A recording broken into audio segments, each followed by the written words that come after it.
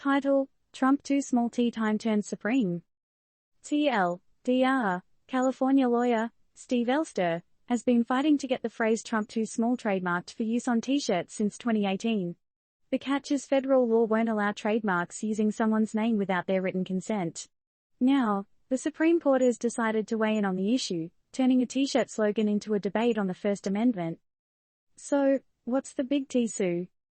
Since 2018, Steve Elster has been trying to get a green light to print the phrase Trump Too Small on t-shirts. The objective? Pure satire. The problem? Federal rules say no to trademarks that use a person's name without their written go-ahead. Elster's application got the old heave-ho, but he didn't take that lying down. Instead, this lawyer took it to the courts, making it a First Amendment issue. Because, let's be real, what's more American than some good old-fashioned satire? Last year, the U.S. Court of Appeals for the Federal Circuit unanimously said Elster's trademark application was a matter of the First Amendment, since it's meant to roast a government official. They ruled that stopping Elster from registering the trademark was against the Constitution. But just when you thought the case was sewn up tighter than a Made in the USA tag, the Supreme Court decided to take a closer look. The highest court in the land is set to decide whether a lawyer can indeed register the phrase Trump Too Small as a federal trademark. Now, the drama of the courtroom collides with the world of t-shirt slogans, turning a typical trademark matter into a potential precedent-setting First Amendment face-off.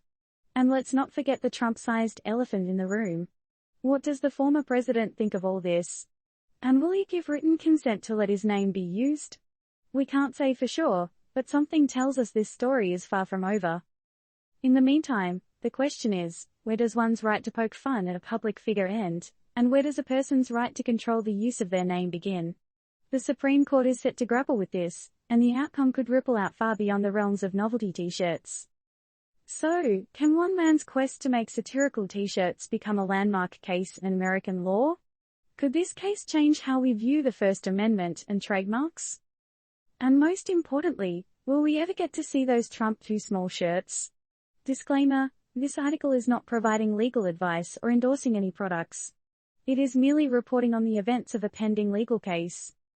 We want to know what you think. Should public figures have a say in how their name is used in satirical merch, or should the First Amendment protect our right to laugh? Let's get the conversation started.